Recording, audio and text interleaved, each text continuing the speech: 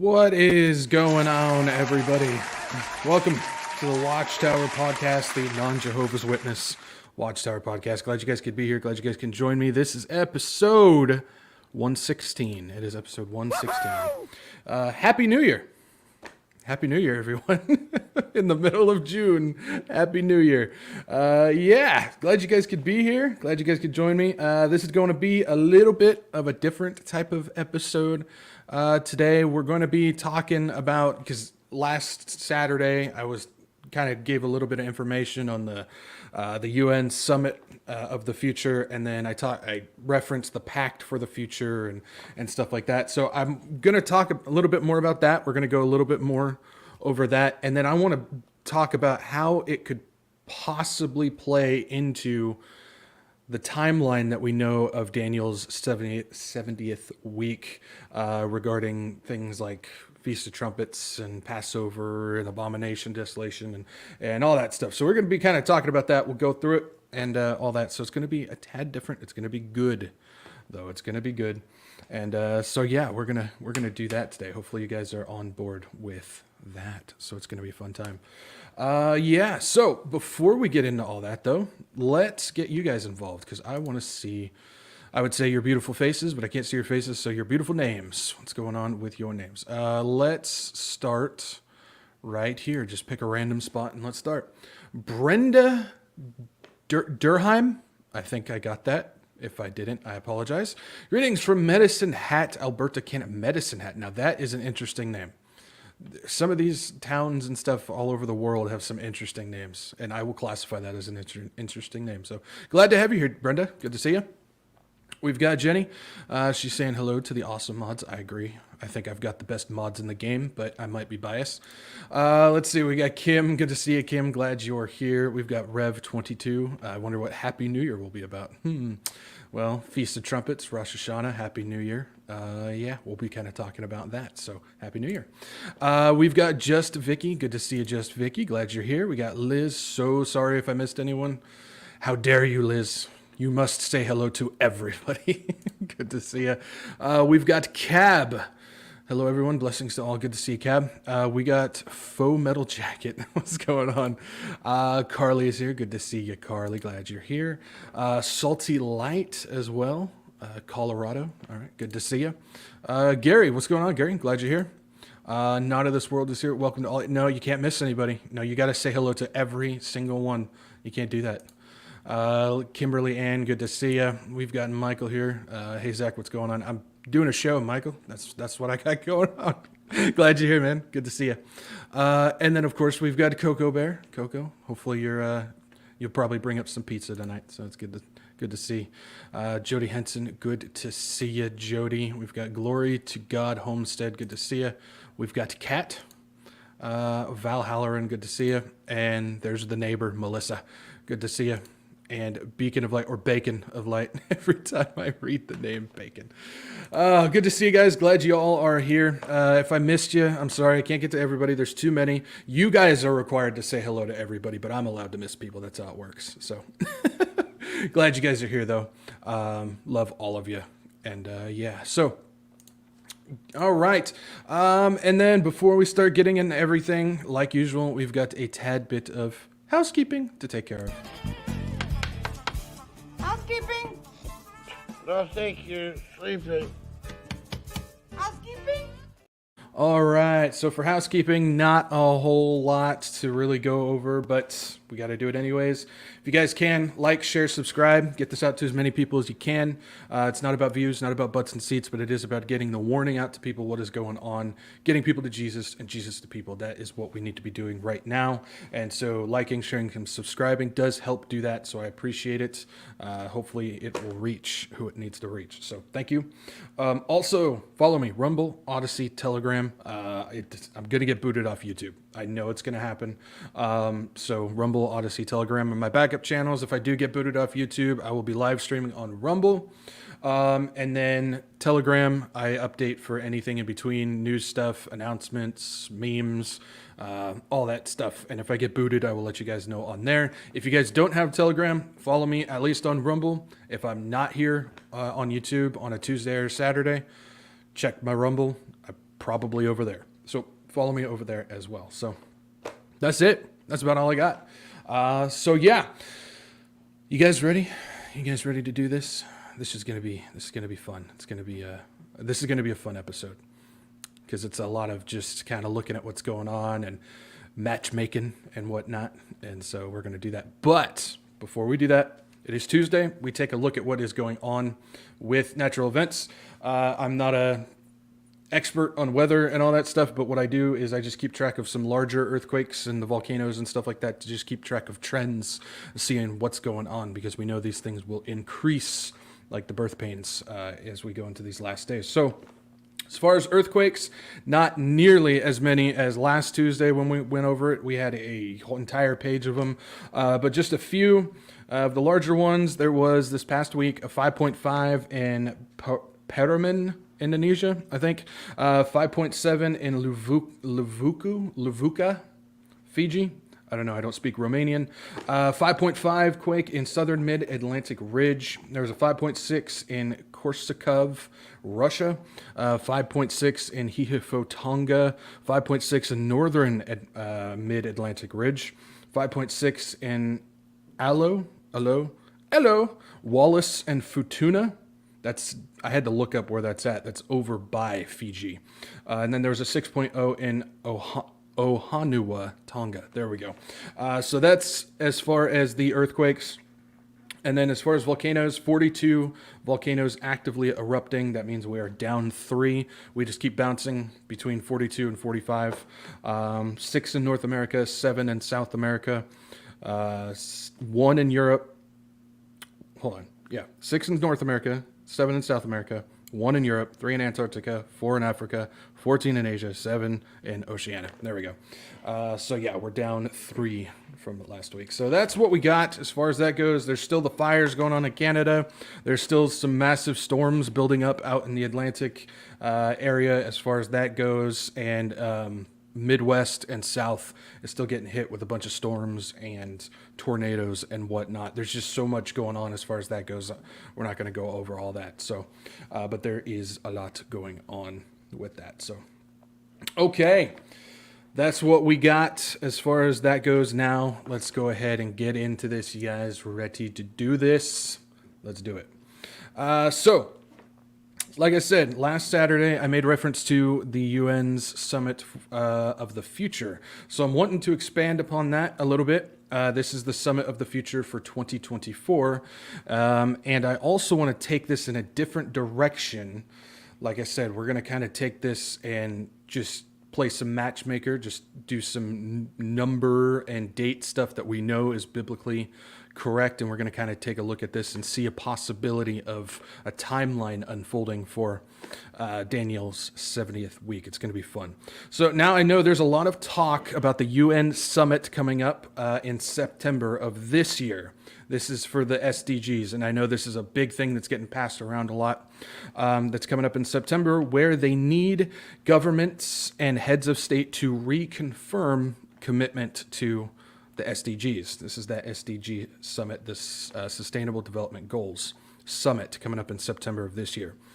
So I know there are some people who are claiming this could be the covenant that the Antichrist signs. And that would be him revealing himself and the start of the 70th week or the 7-year tribulation.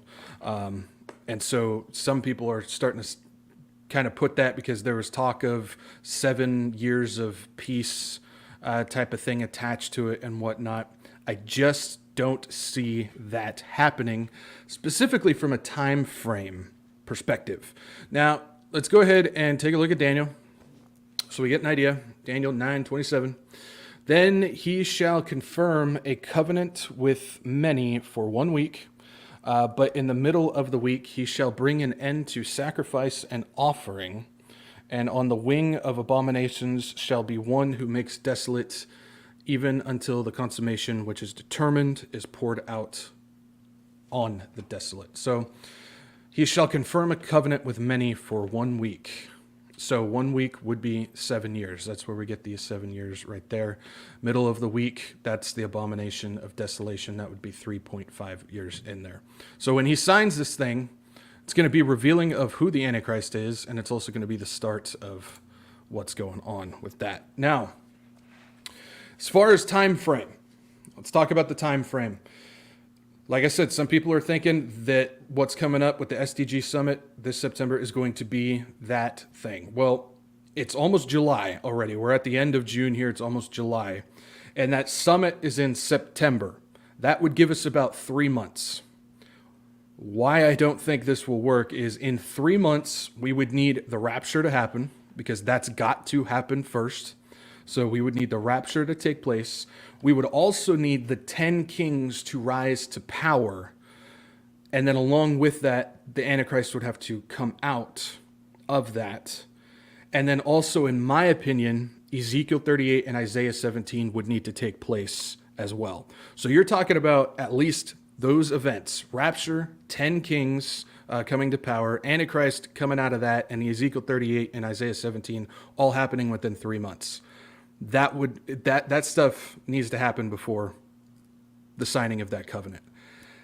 I just do not see that happening in 3 months. I mean, you would have to see a major blast off happen for that. First of all, in my opinion, before even the 10 kings rise up and Ezekiel 38 and stuff like that, in my opinion, the rapture's got to happen first, because that is going to be a cataclysmic event. That's going to be a earth-shattering, world-changing event that, in my opinion, when that takes place, everything is just going to start turning to chaos, and then you're going to see the at that point, people looking to leaders to take over. And so in my opinion, that's when you're going to start seeing these 10 kings start to come up, because they're going to come out of this chaos to try and calm everything down, get everything going, get this beast system going, rolling online and in the midst of all the chaos. And then you're going to need the Antichrist to come out of that, which, of course, we know they're going to give their power to him. And then, of course, you need Ezekiel 38 and Isaiah 17. That would be Damascus going down. And Ezekiel 38 is when you see Russia, Iran, Turkey, Libya, and Sudan all coming against Israel. And we know God's going to wipe them out. Now, another keynote is Ezekiel 38 is probably going to be a quick event. It's not, in my opinion, it's not going to be a long, drawn-out thing. But right now, none of Israel, Iran, Russia, Turkey, Sudan, or Libya is ready to go. None of them are ready to go for this war. They're prepping for it. We can see that. We're watching that happen. But none of them are ready to go. So again, 3 months' time, you need the rapture to happen, 10 kings to rise to power, which that's going to take longer than that, in my opinion. I'm sorry, guys. It's just, there's no way. The AC to kind of start making his way out of that. And then you would need all of those nations, the Ezekiel 38 nations, to get ready for war and then have the war. I just don't see it. More fitting, in my opinion, again, is the Summit of the Future and the Pact for the Future that will take place in 2024. We already know that the WHO, the WHO Pandemic Treaty, and the IHR, the International Health Regulation Amendments, are to be adopted in May of 2024. So that is coming also next year. And that would also match up nicely with the summit and the pact in 2024 as well. This timing would also be great enough, because then you could have the rapture happen. I mean, you're looking at already a year and a couple months on top of that. So that's enough time for the rapture to take place, for the 10 kings to begin to rise to power and start getting things ready, and also for Ezekiel 38 and Isaiah 17 to happen. That is more than enough time to get all of that stuff ready to go before the covenant is signed. So before we start going into a biblical timeline and start looking at all that stuff, I want to go over the Summit of the Future and the Pact as well, because we need to get a good idea of this stuff. So let's bring this back around to the website, what they got on the UN website as far as this goes. So the Summit of the Future 2024, Multilateral Solutions for a Better Tomorrow. So I know it might be a little small to read, so I'll go ahead. I'm going to read through this stuff to make sure everybody has got it going on, because I know some of you watching your phones, and it's probably too small. So let's see here. Multilateral solutions for better tomorrow. It says major global shocks in recent years, including the COVID pandemic, the Ukraine war, and the triple planetary crisis, among others, have challenged our international institutions. Unity, there's that word, around the shared principles and common goals, and both crucial and urgent. The Summit of the Future is a once in a generation opportunity to enhance cooperation on critical challenges and address gaps in global governance.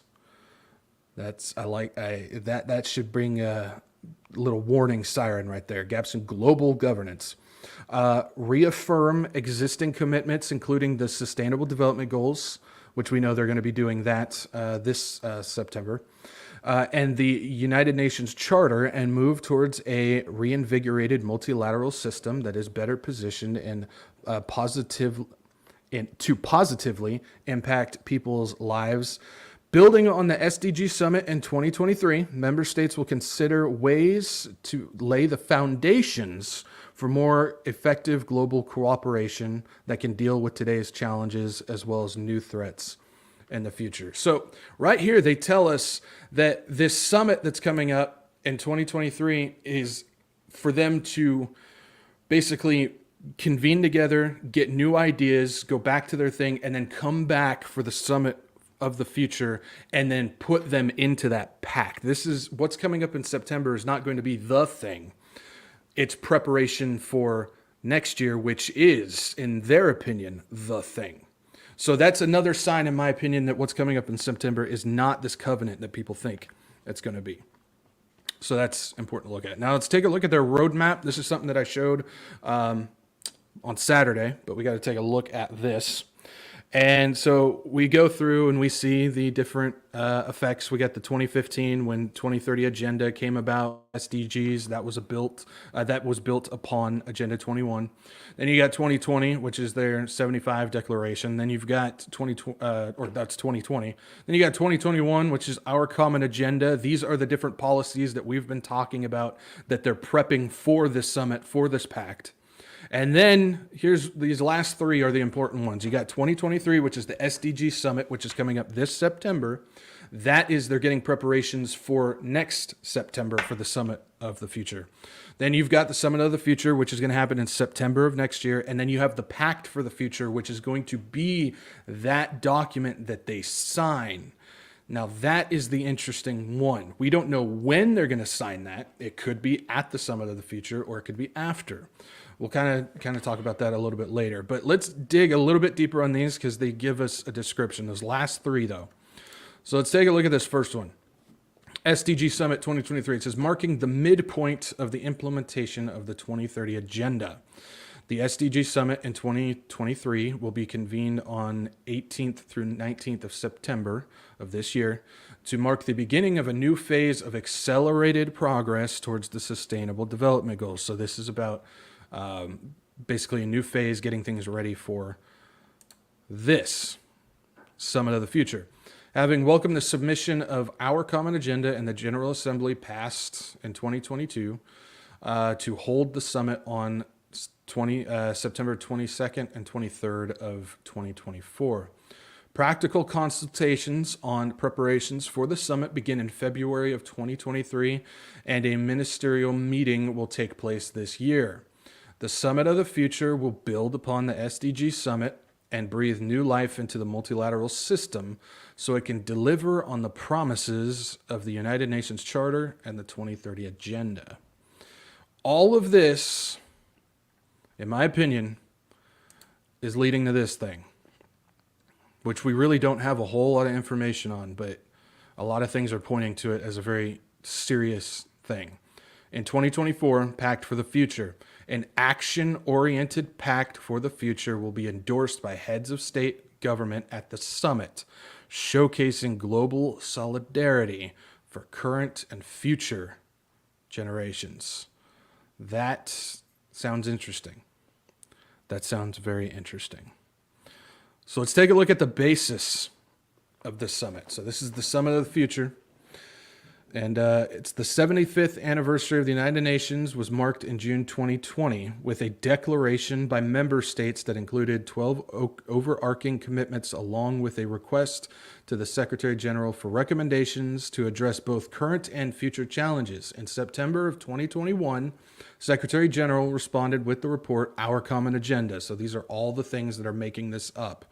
A wake-up call to speed up the implementation of the Sustainable Development Goals and prepare or propel the commitments contained in the UN 75 Declaration. In some cases, the proposals addressed gaps that emerged since 2015, requiring new intergovernmental agreements. The report, therefore, called for a summit of the future to forge a new global consensus on readying ourselves for a future that is rife with risks, but also opportunities. The General Assembly welcomed the submission of the rich and substantive report and agreed to hold the summit on the September 22nd and 23rd of 2024, preceded by a ministerial meeting in 2023. That's your SDG summit coming up. An action-oriented pact for the future is expected to be agreed by member states through intergovernmental negotiations on issues they decide to take forward.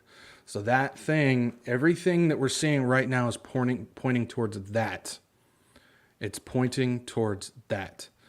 And so if we take a look at the different pieces of this agenda, we won't go over all these. But we see account for the future. That has to do with the future generations. Better response to global shocks. We went over that. That's basically creating a world police force. You've got meaningfully include young people. So it's about getting younger people in global decision making. Yeah, that's a smart idea. Measure human progress more effectively. That's, of course, your social justice type of stuff. Agree on a vision of digital technology. That's an interesting one because we know that's what they're pushing heavily right now. Commit to integrity in public information. No, that just has to do with dealing with all the misinformation and whatnot. Reform on the international financial architecture. That's what we're seeing with the new economy that they're trying to push through. Advanced for peaceful and sustainable use of outer space. I don't know, that's an interesting one. I'm not an astronaut, so I'm not going to go into that. But these last ones here are very interesting. So agree on a new agenda for peace. Okay, so we know Daniel, when it's talking about the covenant, we understand that it doesn't say confirm a peace covenant. It doesn't say peace. We just assume because that we just kind of place the idea of the Antichrist when he comes in, he's going to bring this false peace. So we just kind of insert that there when we talk about it, even though it doesn't specifically say that. We know that. But we just kind of go with the idea that that's what's going to be a part of it. So they've got a whole thing on a new agenda for peace. And then they've got the transform education, which we went over that, a little bit of that last Saturday. But the UN 2.0 is also very interesting. They're going to basically remake the UN when this pact is signed, which sounds to me like they may remake it according to when the AC comes on, the beast system. Now, that's just speculation. That's just my speculation, so don't take that as 100% truth. That's just from my understanding, from what I'm gathering, that's my idea. Is they're going to, UN 2.0, you're maybe looking at parts, not the entire thing, but part of the beast system. So we'll see. But the peace agenda, if you dig into it, there's a little bit of information about what this is. So first off, the icon that they select for it is biblical. That's a big, big sign towards a new agenda for peace. You've got the dove with the olive branch and with the hands coming at that. Certainly, to me, makes reference to Noah. So that's interesting. And then we've got the United Nations 2.0 right there. But a new agenda for peace. Secretary General's report on our common agenda noted the need for a new agenda for peace to address a myriad of challenges the international community faces today.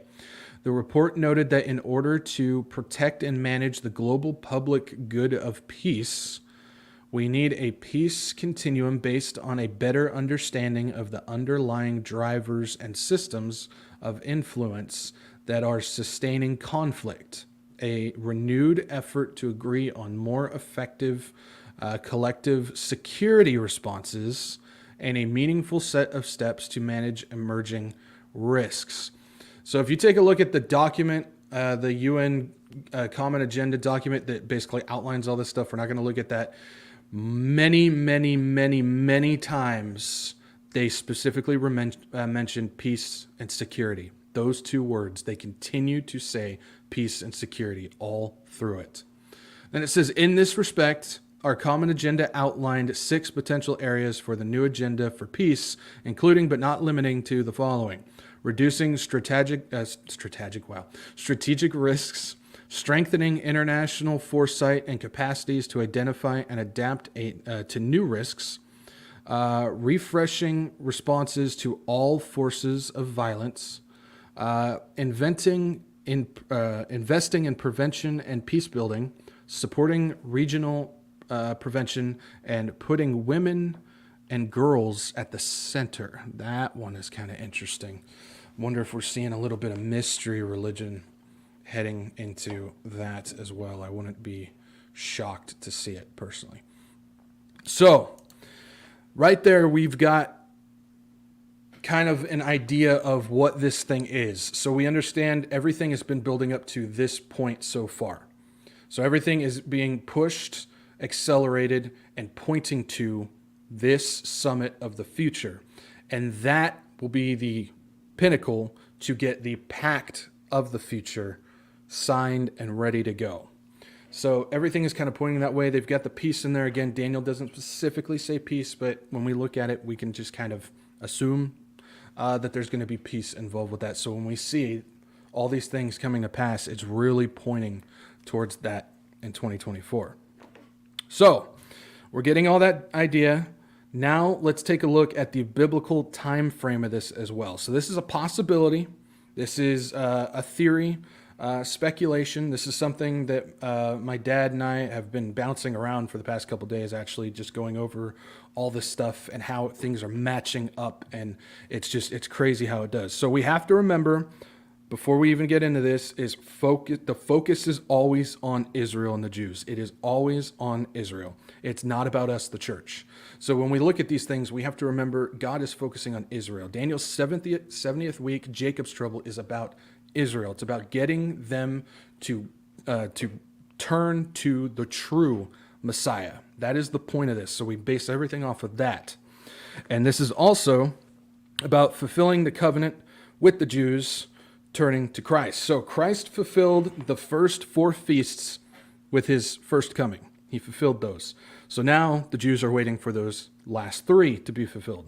And his second coming, being on the Feast of Trumpets, would fulfill the last 3. So I know a lot of people are looking for the Feast of Trumpets to be the time for the rapture. I don't believe that.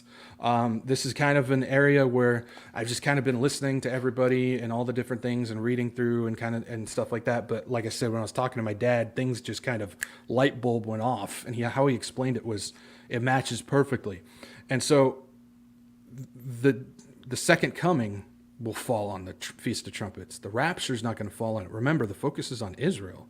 It's not on the church. So, and that also kind of takes away the doctrine of imminency just a little bit. Not all the way, but just a little bit. So I believe Christ's second coming, not the rapture, will be on the Feast of Trumpets. Now, if we are to say that the Antichrist covenant spoken of in Daniel, which we just talked about, was to take place next year in 2024, let's just say, that pact of the future is that Antichrist covenant, which will happen in 2024. Let's see if we can map it out. So for that, we have to work backwards. We have to work backwards on this and go, okay, if the covenant is signed next year, just again, a what if, that pact of the future is the covenant, that'll happen in 2024. So if we go 7 years ahead to the Feast of Trumpets, 7 years ahead, that puts us at 2031. So 2031, working back.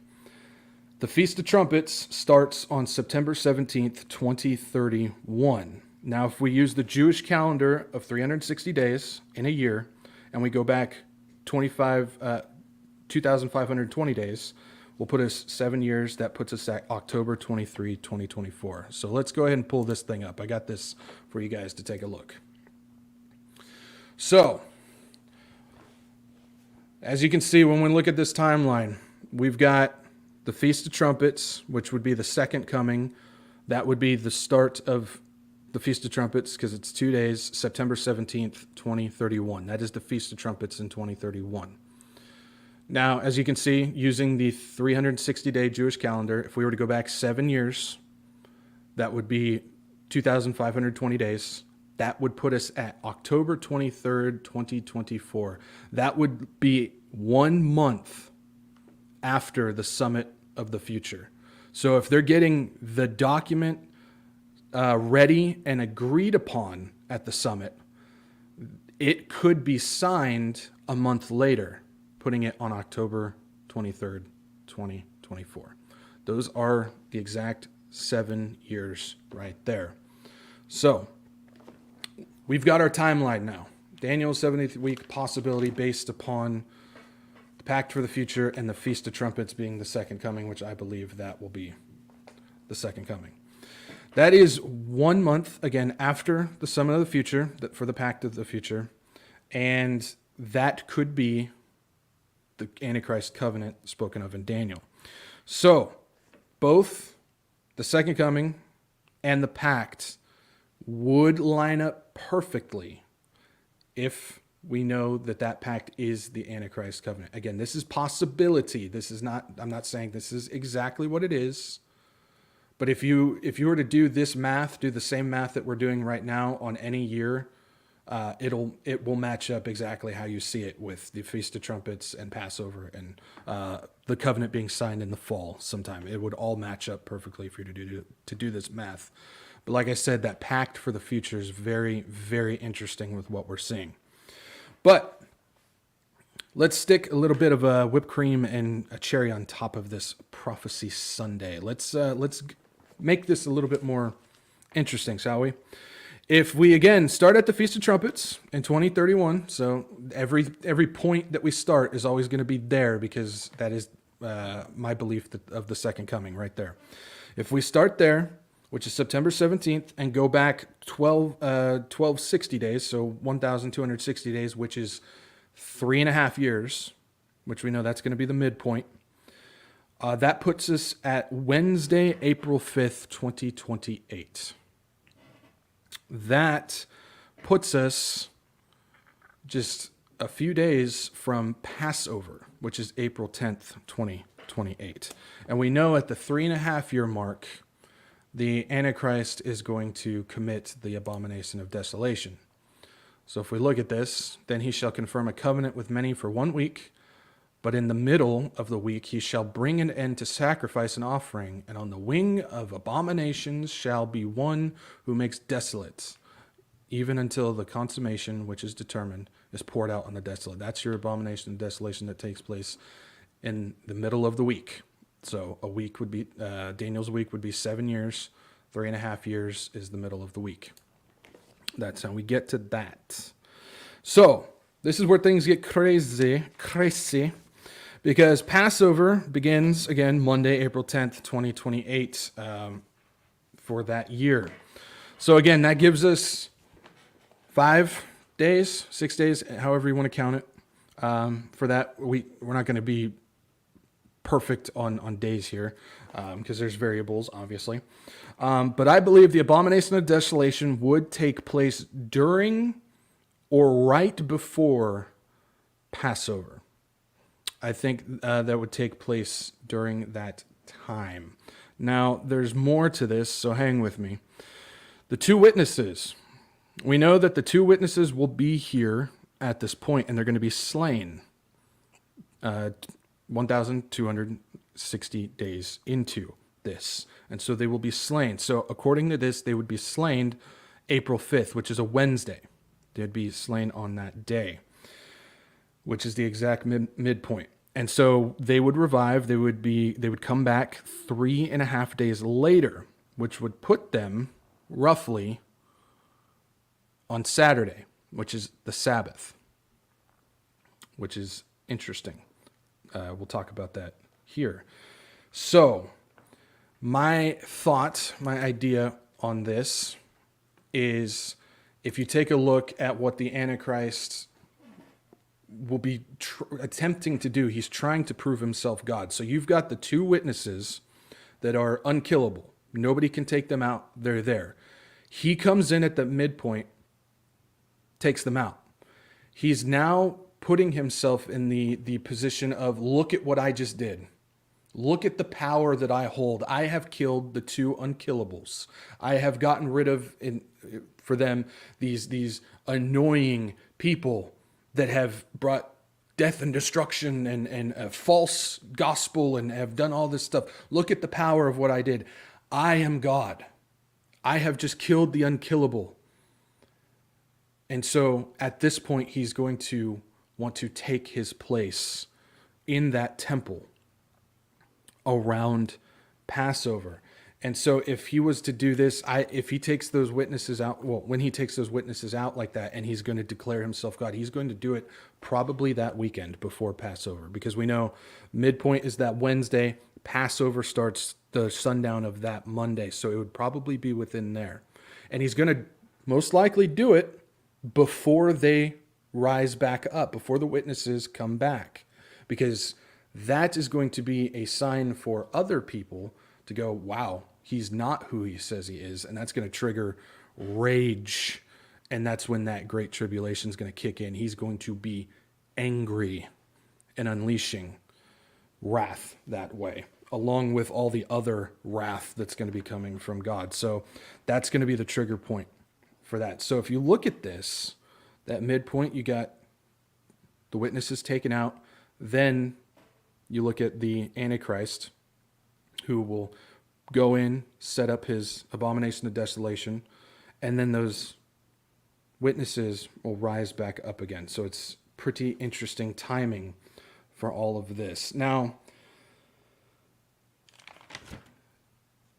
this is where the Jews have to make a decision, because we know when he goes in and sets up the abomination of desolation, the Jews will have to make a decision. They will have to flee, because they will understand, they will know that that is not their Messiah. That's what the abomination of desolation is going to trigger for them.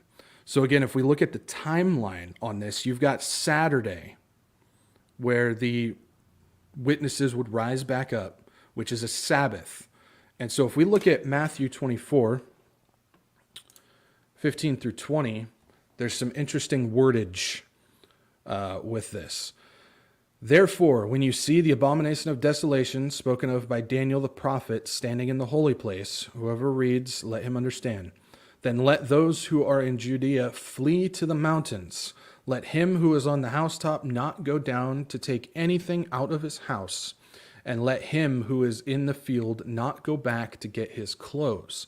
But woe to those who are pregnant and to those who are nursing babies in those days. And right here, and pray that your flight may not be in winter. It's going to be April, so it's not in winter, or on the Sabbath.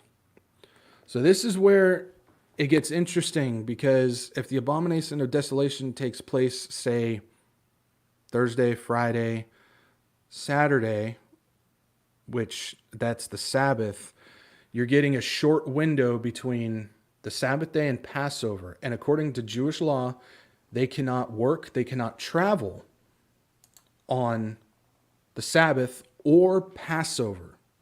So you're getting a short window for these Jews to flee. Now, if they have to flee on one of those days, if they have to flee on the Saturday or on Passover, depending on when that is going to take place, you are now looking at a decision. Are the Jews going to hold to the old law and stay, even though it just proved that that's not their Messiah? Or are they going to break that and flee on the Sabbath or on Passover that way? There's a short little window based on this timeline that we're looking at. And I'll bring this back up so you guys can look at it again. There's a very short window between that Wednesday, which is the midpoint, and Passover, which is sundown Monday, April 10th. And then in between there, you've got the witnesses and you've got the abomination of desolation all taking place along with a Sabbath. There's a very short window right there. So we're getting an interesting timeline of how all this would really. I mean, you're seeing Matthew come into play on this, talking about winter and the fleeing on the Sabbath. You're seeing that. You're seeing everything based off of the Feast of Trumpets, which is the second coming, and then this is all lining up perfectly. I mean, perfectly for that pact for the future, which could be, again, this is all possibility right now, could be that Antichrist covenant. So there's a lot of interesting stuff that is unraveling on this. Now, all of this, again, would take place at the 3.5 year mark, right at Passover, in reference to Matthew 24. And again, if you take these numbers, which we know this is what the Bible says, the 7 years, the 3.5 years, all that, if you take that, and we know the second coming, if Christ was to come on the Feast of Trumpets, that would fulfill those last 3 feasts, which would also be a wake-up call to the Jews to understand that it would be revealing to them that Jesus Christ is indeed their Messiah. So all of that makes sense too. If you were to take all that math and put it in whatever year that you want, if you were to do 2032 or 2029, whatever you want to do on that, everything would still match up. Passover would be, the midpoint still falls next to Passover, and the signing of the covenant is always in the fall. So all of that would take place. So if we are to just kind of break this down, because I know we went over a lot of stuff, let's just break it down simply. So we've got the idea. Everything is connected to this timeline and everything matches up. So, pact for the future, if that is indeed the Antichrist covenant, would be signed October 24th. That would be in the fall. That takes place 1 month after the Summit of the Future. Abomination of Desolation occurs at Passover at the 3.5 year mark. And then we also know, because we just went over it, you've got the witnesses, you've got the abomination of desolation, you've got the Sabbath, and you've got Passover, you've got Matthew 24, all falling in line with that. And then with the trumpet blast, the Jews will see their true Messiah ascend at the second coming during the Feast of Trumpets, and that would be September 17th, 2031. That's the big thing. That's why I now believe that the Feast of Trumpets is going to be the second coming. Everything matches up. It fulfills the feasts. It brings a revealing to the Jews. And when you look at it, it falls in line with Passover and the fall on the days. It makes perfect sense. And this, again, the focus is always on the Jews. The focus is always on Israel. It's not about the church. It's not about us. We can't just plug ourselves into what we know is about them. And so when you put the Feast of Trumpets as the second coming and not the rapture, the timeline makes a whole lot more sense, and it still holds the doctrine of imminency for the rapture to take place. It still holds it. And so when we look at this, because I know a lot of people might look at this and go, dude, you're date setting. I'm not date setting the rapture. We know the timeline events, all that information, the days and everything like that is in Scripture. We know that. We know the 70th week. But the rapture, we don't know. And I never mentioned a date for the rapture. It still holds the doctrine of imminency. We understand that it can happen at any day, any moment. No one knows the day or the hour, but we will know the season. Well, if we're looking at this pact, and that is the Antichrist covenant, and we know the things that have to occur before it's signed, all this does, if this theory is right, all this tells us is that rapture can happen any day. Any day. Because we know rapture's got to happen. Then we got the 10 kings rising up. The AC is going to come out of that. And then you've got the Ezekiel 38 and Isaiah 17. More than enough time to get all that stuff done before September, October of next year. So that just tells us how close we are to the rapture. Not setting a date. I have no idea what day. But it's all falling in line for what's going on in October. And if you guys look at all the UN stuff that's coming out, every bit of news that we see with the UN that's coming out as far as that goes is all a part of the summit of the future. All of it is a part, the pact for the future. Every bit of information that we see, all the different policies, all the things of the technology, the health stuff, the climate stuff, the financial stuff, the education stuff, the peace stuff, and the reforming of the UN, all of that, everything that we've been talking about for the past several years, all that information coming out has all been a part of this thing, which to me, which I'm not saying it is for sure, don't take me as this is what it is, but to me, my speculation, that is a big, giant red arrow pointing at that pact that falls in line with the timeline for the second coming to be the Feast of Trumpets. And that is a big, big deal, in my opinion. And that just shows how close we are. This only reaffirms no one will know the day or the hour of the rapture, and it still adheres to the doctrine of imminency. This also grants enough time between now and next October for the rapture, the rise of the 10 kings, the Antichrist, and Ezekiel 38 and 17 to take place. Now, I think this is incredibly interesting, and everything matches in so many ways. The fulfilling of the last feasts on the Feast of Trumpets by his second coming with a trumpet blast, that all matches. The abomination of desolation, the two witnesses, the fleeing of the Jews, with the Sabbath and Passover window being right all in that same week. Literally all of that needs to happen within 5 days. And the agenda of the peace and a pact or covenant, depending on what it is, along with the UN 2.0, all falling in fall of 2024. If this is true, that means the rapture is right around the corner. It is right there. And guys, I don't know about you, but with all the things that we're seeing out there, everything that is happening, again, it's all falling in line with what the UN wants to do at the very end. It's all falling in line. Let's see here.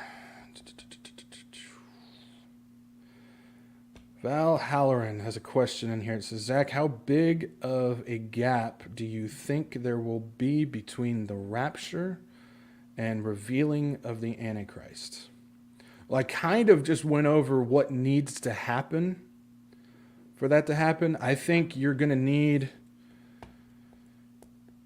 a good, let's see, you got Ezekiel 38 and Isaiah 17. They need to prep for that, but I think the event itself won't take very long. That could happen literally in like half a month. I think that could happen in a 2 to 3 week span. Because we know God's just going to go in there and wipe the floor. But it's the prep, it's the buildup that I think is going to take a while. And we don't know how long it's going to take for Damascus to fall. I think that's going to be a key part. The rise of the kings, I think that's what's going to take the longest time. I would probably, I don't know. It would take longer than 6 months, in my opinion. I think it would take. You'd have some people coming up pretty quick, but then I think it would still take a while. So I don't know. If this timeline works, which again, it all really depends on that pact. If that's going to be the covenant, then rapture right around the corner. So I'm not going to give an exact time frame. I'm just kind of giving you what I believe the time frames of these events to unfold will probably take. So I think it would happen pretty quick. So that's my opinion on that. So either way, guys, the fact is what we're seeing happen in the world right now, all the things that are unfolding in this world, it tells us even if, because I mean, we've been watching this and we understand that the rapture is right around the corner. It tells us what's going on. And to kind of get back to this is kind of maybe a little off, but this is another thing that my dad and I were discussing. When you're looking at the rapture, because I know a lot of people with this alien stuff, I'm not going to get too heavy into all that stuff, but when you're looking at the alien stuff, I know a lot of people, and I was too, until, again, me and my dad brainstormed this thing. I know a lot of people are looking at the alien stuff as a response to the rapture. A lot of people are thinking, oh, when the rapture happens, this is going to be their response. It's going to be their cover up for this type of thing. But something that my dad and I were talking about that we thought was interesting is we know the Lord is in control, and he's going to basically tell them when to hit that blue beam, alien type of theory, all that stuff. We were discussing that what if the governments hit that alien card first, and all of a sudden you've got all the governments around the world saying we're in contact with aliens, they're here. This is before the rapture. We're in contact, they're here, we're talking and stuff like that. Then God hits the rapture and everybody's taken away. The difference between the rapture happening after that as opposed to before is now all of the people who have been working on Blue Beam, who have been setting this up, who are now saying, look, we're in contact with the aliens.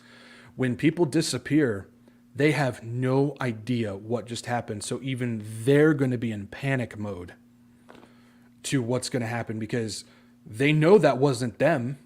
They know that this alien stuff is their Blue Beam and all that stuff is something that they concocted.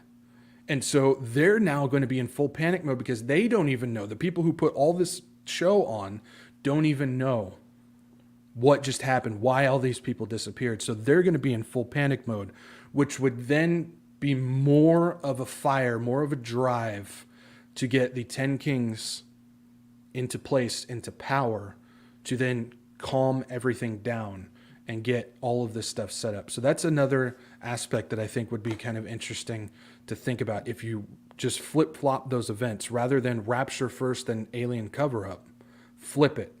Do the alien stuff, and then the rapture happens. And everything after that makes a lot of sense, because then the people in power who are putting this show on, even they're in full panic mode because they don't know what happened. They understand that all the people disappearing wasn't them. So that's something to keep in mind. All that stuff. I see another question, but I see someone in the chat says, Liz, I don't believe Zach is saying we will wait until the pact. No, that's not what I'm saying.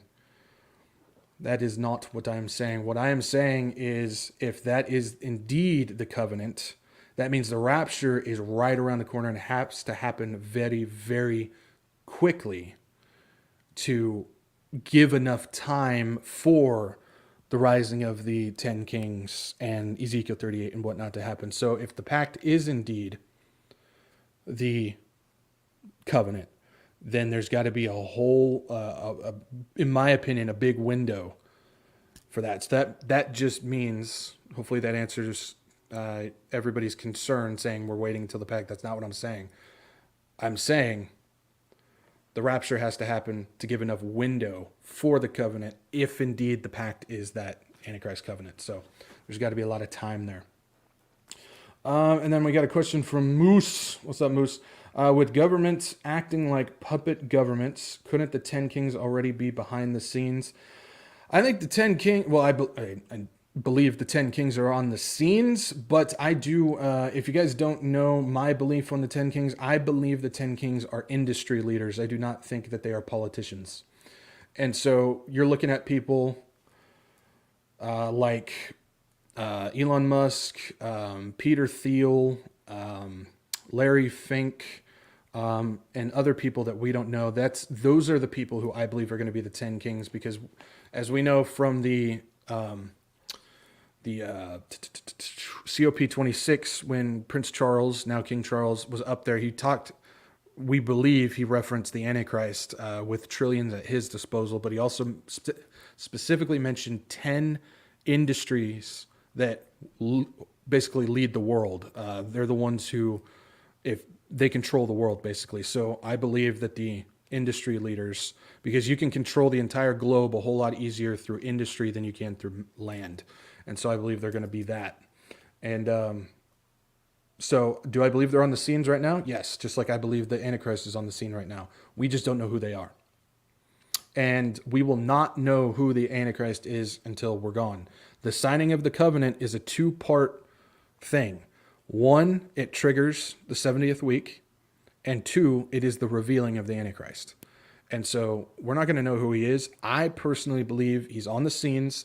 He's somebody being groomed by the top guys. I'm not talking about the UN or the WEF or your Schwab or any of those. I'm talking about the shadow government guys. I believe he's being groomed by him, and they'll throw him out there when ready. So that is my opinion on that. So 10 Kings, are they behind the scenes? I believe so. I just don't believe that they've been given the power yet.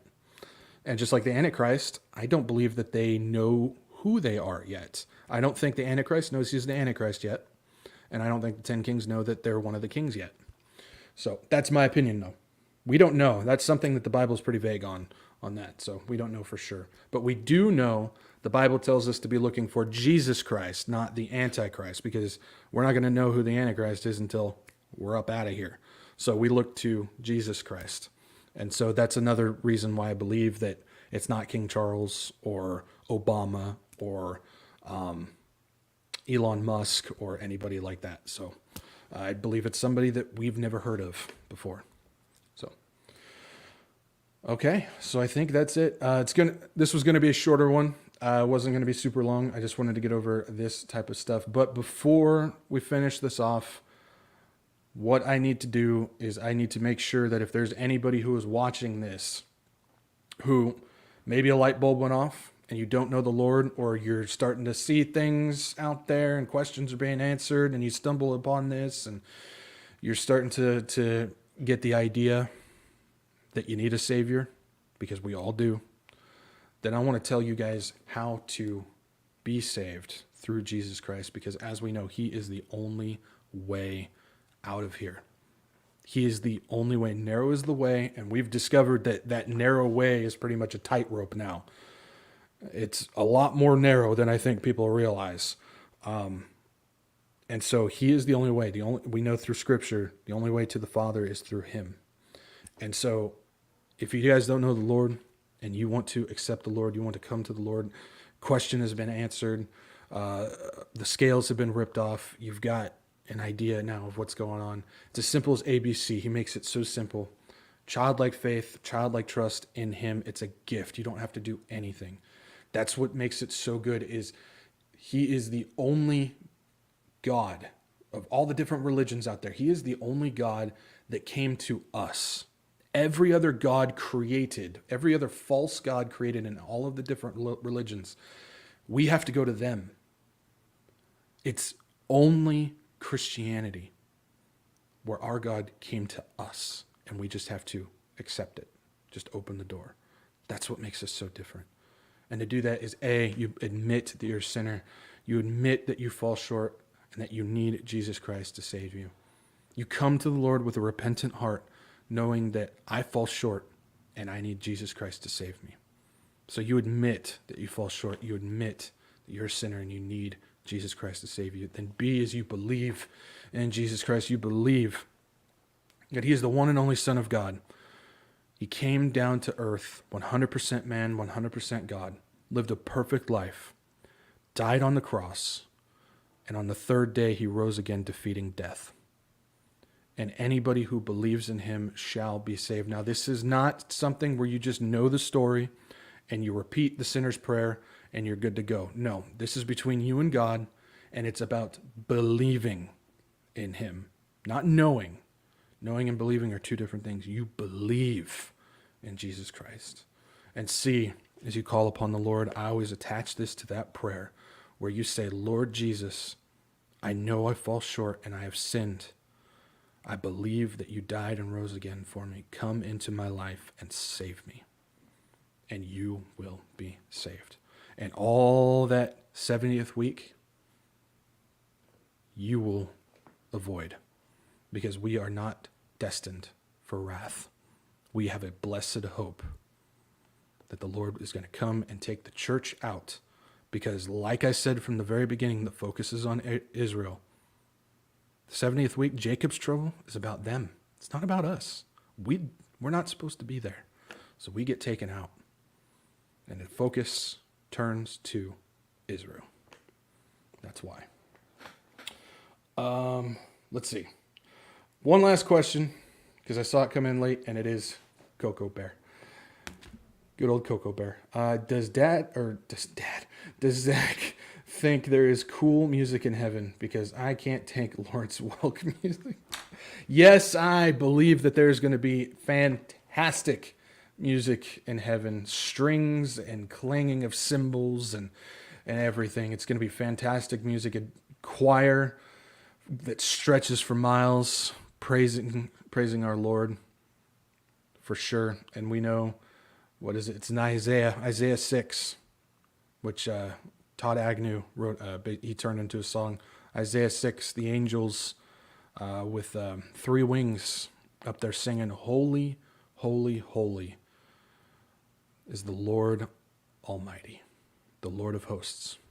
There's going to be amazing music up there. Any music that praises our Lord, our true Lord, is great music. And yes, I believe it's going to be up there.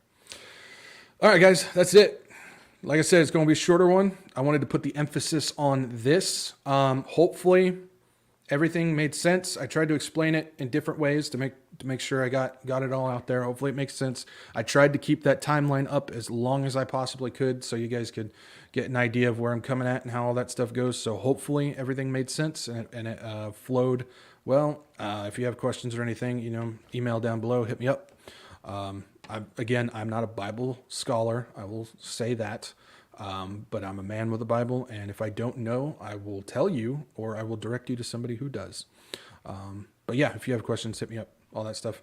Also, like, share, and subscribe if you guys can. Get this out to as many people as you possibly can. Again, it's not about views, not about butts and seats, but it is about getting the warning out to people, getting people to Jesus, and Jesus to people. And that helps if you do that. Also, follow me, Rumble, Odyssey, Telegram. They are my backup channels. YouTube boot is coming. I know it's going to happen.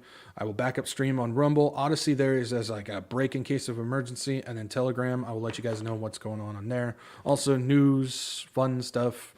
I've been kind of putting a lot more funny things on there because I truly believe in these times we need more laughter. There's not enough laughter going on, in my opinion.